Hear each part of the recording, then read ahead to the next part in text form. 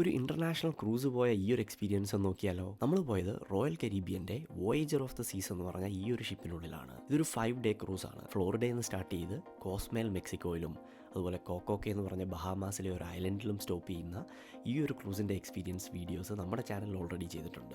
അതെല്ലാം നിങ്ങൾക്ക് പോയി നോക്കാം. ഇതൊരു ഫ്ലോട്ടിംഗ് സിറ്റി ആണെന്ന് വേണമെങ്കിൽ പറയാം. ഈ ഒരു ഷിപ്പിനുള്ളിൽ ഷോപ്പിംഗ് മാളും അതുപോലെ പല പല റെസ്റ്റോറൻറ്റുകളും ബാറും റോക്ക് ക്ലൈമ്പിങ്ങും സ്പായും പല പല സ്പോർട്സ് ആക്ടിവിറ്റീസും തിയേറ്ററും കസീനോയും അർക്കേഡും ഇതെല്ലാം ഉണ്ട്. ഇതൊരു 15 ഡെക്ക് വരുന്ന ഒരു ഷിപ്പാണ്.